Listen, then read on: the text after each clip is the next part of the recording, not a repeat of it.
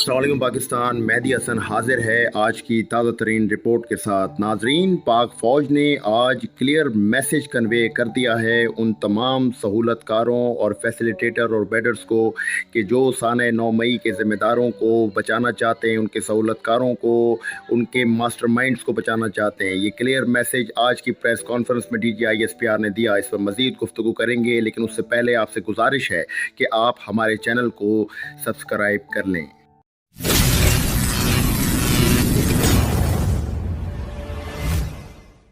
नाजरीन, गुफ्तगू शुरू करने से पहले मैं चाहता हूँ कि कौम इस इदारे की ज़रा मुनाफ़कत भी सुने दूसरे इदारे के लिए। प्रेस कॉन्फ्रेंस जारी बात है कि उससे पहले चीफ जस्टिस ने एक रिमार्क्स में दो बातें कही। एक, उन्होंने कहा कि हमने ये छड़ी नहीं उठाई, लेकिन दीगर लोग जो हैं जो अपने हाथों के अंदर छड़ी उठाए हुए हैं, वो कम से कम उस छड़ी को उस छड़ी का इस्तेमाल जो है वो उन लोगों को छोड़ना होगा और वो छड़ी जो है उसे अपने हाथों से निकालें। मतलब उन्होंने यही कहा। और साथ उन्होंने नाजरीन, पाक फ़ौज के सालार चीफ ऑफ आर्मी स्टाफ की स्टिक की तौहीन करने वाले Umar Ata Bandial chief justice supreme high court की, इसके पीछे सबसे बड़ी वजह यह है कि जस्टिस उमर अता बंदियाल 3 नवंबर 2007 को उस वक्त के सदर जनरल परवेज़ मुशर्रफ की तरफ से एमरजेंसी के नफाज के बाद PCO के तहत हलफ उठाने से इनकार कर दिया था। ये उन जजिस में शामिल था जिन्होंने अदलिया बहाली तहरीक या वकला की तहरीक के बाद बहाल किया गया था। आज ये वो कीना पाक फ़ौज से उनके चीफ ऑफ आर्मी स्टाफ की स्टिक की तौहीन कर कर उसका बुक्स बैर निकालने की कोशिश की जा रही है अब दूसरों के सियासी मफादात के लिए। नाजरीन, जिस स्टिक की तौहीन जस्टिस उमर अता बंदियाल ने इन अल्फाज में की, उस स्टिक की क्या अहमियत है वो हम आपको बताते हैं। ये स्टिक फ़ौज की कमान सौंपी जाती है चीफ़ ऑफ आर्मी स्टाफ की तरफ से। चीफ़ ऑफ आर्मी स्टाफ इन्हें सुपुर्दोश होने वाले कमांड की स्टिक सौंपी जाती है। कमांड के इन आला दर्जे के फ़ौजी हुकाम जैसे कोर कमांडर्स और GOCs के लाजमी हिस्सा हैं। कमांड स्टिक को मलाका कैन भी कहा जाता है। ये छड़ी सिंगापुर के जजीरे मलाका से हासिल करदा मखसूस बांस से बनाई गई है। ये बांस वज़न में बहुत हल्का है लेकिन बहुत मजबूत है।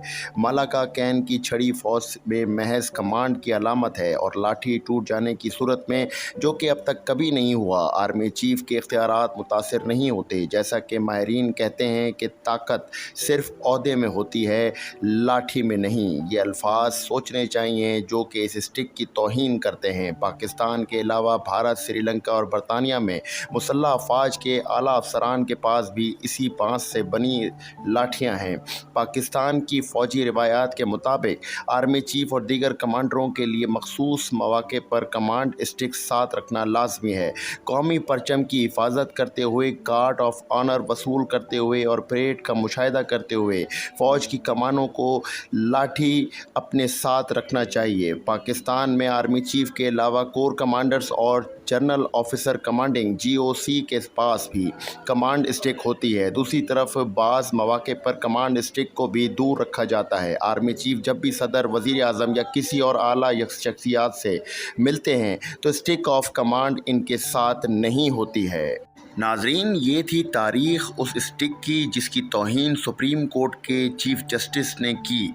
नाजरीन, आए हम आपको बताते हैं कि चीफ जस्टिस उमर अता बंदियाल गैर कानूनी तौर पर क्या चीज़ करने जा रहा है। सिर्फ़ और सिर्फ इसने पैसे लेकर इमरान खान के सियासी मफादात जो मुल्क के ख़िलाफ़ हैं उसके लिए काम करने के लिए इसने 7 जजेस के ऊपर मुश्तमिल बेंच का फ़ैसला, जो कि 2016 के जजेस का 11 बेंच का फ़ैसला है, उसके ख़िलाफ़ ये यहाँ पर गैर कानूनी तौर पर अपने इख्तियारात का नाजायज़ फ़ायदा उठा के ये काम करने जा रहा है। जबकि ये कानूनी बाकायदा चाराजोई है कि अगर किसी बेंच ने फ़ैसला दिया है तो उसको रद्द करने के लिए उससे बड़ा बेंच जो है बनाकर उसके ख़िलाफ़ फ़ैसला दिया जा सकता है। लेकिन ये 7 जजेस पे मुश्तमिल उमर अता बंदियाल किस तरीके से गैर कानूनी काम कर रहा है और मावरे आइन जाकर इस तरह की तस्दील करने की कोशिश कर रहा है पाक फ़ौज की। आए सुने।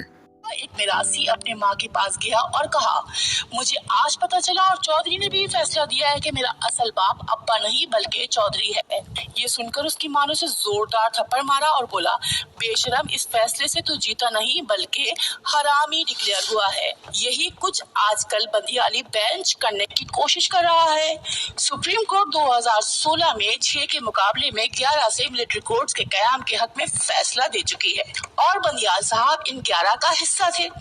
और चीफ जस्टिस साहब, ये बात तो आप बखूबी जानते हैं, एक बेंच का फैसला रद्द करने के लिए उससे बड़ा बेंच चाहिए होता है। अब बताइए कि 11 जजेस के फैसले को 7 जजेस कैसे मुस्तरद कर सकते हैं? अगर आज ये फैसला दे देते हैं तो हुकूमत किसकी माने, 2016 वाली सुप्रीम कोर्ट की या इस सात सुप्रीम कोर्ट की, जिसकी आईनी हैसियत सवालिया निशान बन चुकी है? जब तक प्रैक्टिस एंड प्रोसीजर बिल का फैसला नहीं आता, यानी सुप्रीम कोर्ट का बेंच जब तक 3 सीनियर जजेस नहीं बनाते, तो हर बेंच गैर कानूनी होगा और इसका दिया हर फैसला नाकाबिले अमल होगा। लगता यह है ये 7 जजेस नहीं हैं बल्कि बच्चे हैं जो वो वीडियो गेम खेल रहे हैं जिनकी तारें भी नहीं लगी हुई हैं। इन मंडी, साफ और रिश्वतखोर जजेस से अपील की जाती है कि खुदारा इस मुल्क पर रहम करें और एक बार इंसाफ के तकाजे पर अमल करने की मुकम्मल कोशिश करें। नाजरीन, इसके बाद ये बात वाज़ेह हो चुकी है कि गैर कानूनी इक़दाम के लिए सुप्रीम कोर्ट का चीफ जस्टिस इस वक्त अपने इख्तियारात का गैर कानूनी तौर पर जो है वो इस्तेमाल करते हुए एक गैर आइनी और गैर कानूनी फ़ैसला सुनाने जा रहा है।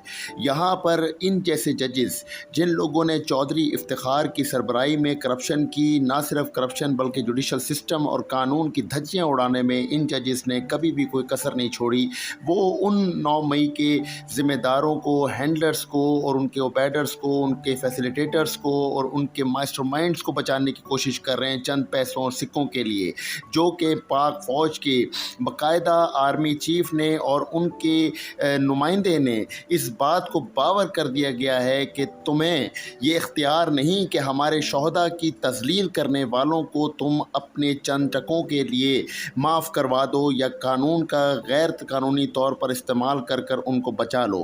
पाक फ़ौज का ये वाज़ेह बयान है कि तुम्हें अब ये कोई हक़ नहीं, इंशाअल्लाह वल अज़ीज़ हम उनको उनके कैफ़रे किरदार और उनके अंजाम तक लाज़मी पहुँचाएँगे। नाज़रीन, अगर आपको हमारी आज की वीडियो पसंद आई हो तो हमें बाकायदा तौर पर कमेंट सेक्शन में अपनी राय लाजमी दीजिएगा। DGISPR की प्रेस कॉन्फ्रेंस का हमने यहाँ पे खुलासा किया है। अगर आपको ये पसंद आए तो हमारी इस वीडियो को लाइक और शेयर लाजमी कीजिएगा और हमारे चैनल को सब्सक्राइब करना मत भूलिएगा। 9 मई के ज़िम्मेदारों को इबरतनाक अंजाम तक पहुँचाने तक मेरी और आपकी कोशिशें जारी रहेंगी। पाकिस्तान जिंदाबाद, पाक फ़ौज पाइंदाबाद।